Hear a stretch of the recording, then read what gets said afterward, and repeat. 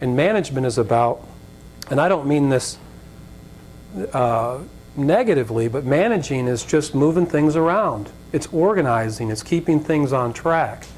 The greatest compliment that somebody can pay to me at work is that he leads. The greatest dig that one of my employees can unknowingly give me is if I hear them talking about management, quote unquote. Wash your mouth out with soap when you get in the workplace if you say management, because usually when that term is used, it's used disparagingly. Management has to decide that. No, you decide what's best and you tell people what you think. So we're all leaders. Where was I? I was on the hip hop or an influence. Learn to have an opinion about things. Don't just spot the problems. What would you do to fix them? What's your solution?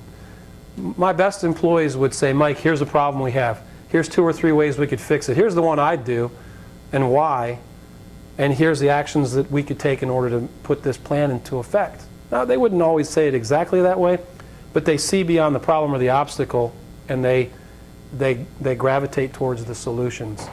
Be that kind of person, and don't sway people on the basis of your title or based on emotion. Don't jump at the last big problem. Don't jump at the customer that screams the loudest, although you may have to.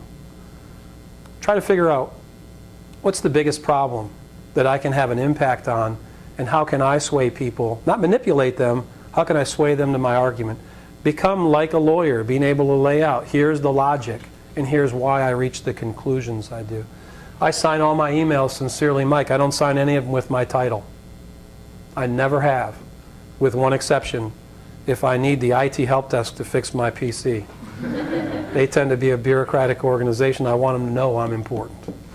Everybody else, if it's kind of like Babe Ruth. He got offended when the owner of the Yankees back in the 20s wanted to put their numbers on the back of their jerseys. He said, everybody knows who I am. You should lead in such a way that people know who you are.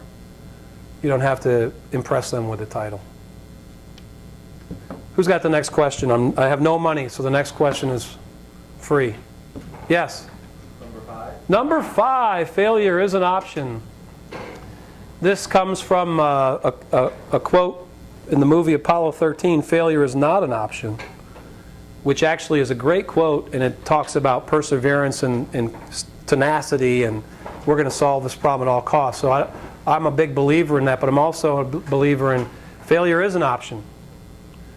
I wish I'd have taken more risks in my business career. I wish that I would have had more confidence in myself. I wish that I would have realized that you make a mistake, you learn from it. And I apologize because now I'm doing this the second time, and I might end up repeating myself. So if I start repeating myself, just give me the, you said that. But one of the biggest mistakes I've made is not making the wrong decisions. It's making the right decisions, but making them too slowly. Not getting around to doing the thing that I knew was right because I wanted to have more data, or I wanted to analyze it, or I wanted to take more risk out of it. There are very few decisions that you're going to make that are catastrophic. Most of them, you know, it really depends on the environment that you work in. Are you going to work for somebody that's going to let you take some risks and make some mistakes and learn from them? And I think about this even with my own parenting. You know, you want to run around behind your kids and make sure they don't do anything to get themselves in trouble or to take a back step. But sometimes the best thing to do is assess.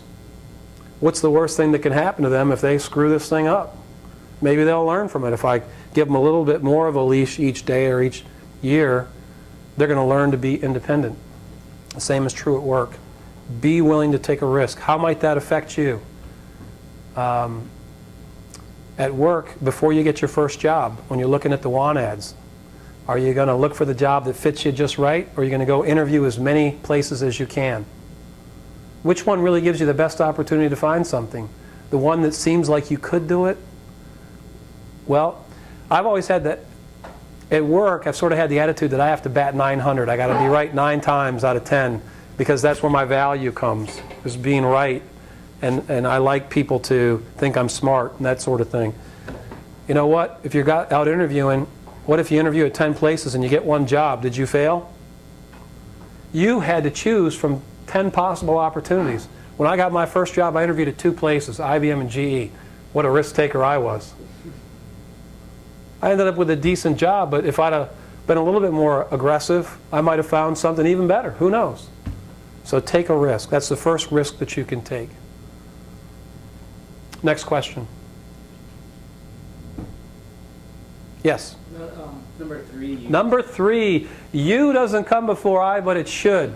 So this is about service and being selfless at the workplace, and we struggled a little bit. We were trying to come up with some titles right down to the 11th hour, and this one actually I think I had come up with, We Exist to Serve. Well, that didn't sound very exciting. Nobody asked me about that in the first class, so he took the bait. So alphabetically, you does come after I, but at work and in life, you should always come before I.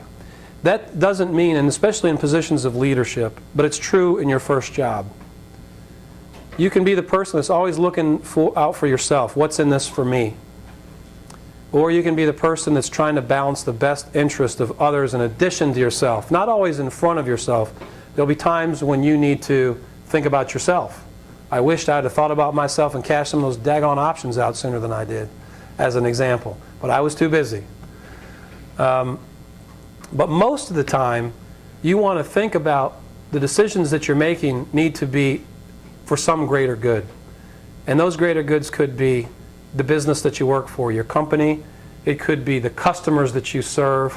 It could be the employees that are under your charge. The best decisions that you will make are decisions that actually improve the lot of all 3 of those. And oh, by the way, won't hurt you either. Sometimes we think, well, they're always in contradiction with each other. I was in a manager's meeting years ago at Unionet, and I was pushing doing things faster, shortening the interval to our customers so we could give them service faster. And the manager stood up and he said, well, Mike, do you want it faster or do you want it better? You want it with more quality? What do you think I said? I want both. I want it faster and better. And the best minds, that's called innovation, by the way, the best minds can actually, it's not a contradiction to kind of think of something that might actually make both of them better. In fact, the best employees, the ones that I used to take to dinner, did more work than everybody else, did it at higher quality than everybody else, and still found time to help all of their employees with a good attitude. I got so excited there I lost my train of thought. Which one are we on? 3. I doesn't come before you, or you doesn't come before the should. So look for something that's bigger than yourself, and usually make the decisions on the basis of, don't worry about your personal gain. That will lead to occasions when you're going to have to say, you know what, we need to split my group in half. Or this function and these heads and the prestige associated with having more employees should go to somebody else, not to me. Wow. A lot of people in business, that's very hard for them to get their minds wrapped around, is they equate their success with their titles and how many people work for them. And even the best of employees will struggle sometimes in a question like that of, what's the right thing to do? I'm confronted with this right now. Fortunately, I've had lots of employees working for me. Right now I'm trying to figure out how can I have fewer employees and make more money for it. That's a tough one to solve. But you know, with confronted with, we're growing a business, and what's the right thing to do with this new group of 20 more people? Well, the right thing isn't for it to come to me, boss, even though you think it should, and here's why. So I guess that's all I have to say about that one. We'll rewrite the alphabet. If you ever get pulled over by a state trooper and he smells alcohol on your breath, then this will get right, because sometimes they ask you to do the alphabet backwards, or so I'm told. So sometimes you does come before I, but I hope you don't have to find out about that. I'm not saying this from first-hand experience, by the way. Next question. Yes? Number 10, I've heard the first phrase and I understand that one. What I don't understand is how the second phrase says the same thing. It doesn't really, but that was another one we were trying to figure out something to write, like quarter to or 15 minutes before the first session, so I wrote that up there. Measure twice, cut once. What does that mean? That comes from carpentry, and that means, you know, make sure you know what you're doing before you actually cut the thing. That somehow seems contradictory to my previous statement that I wish I'd have taken more risks. That doesn't necessarily mean, you know, turn on the power saw early, get your fingers away before you cut kind of thing.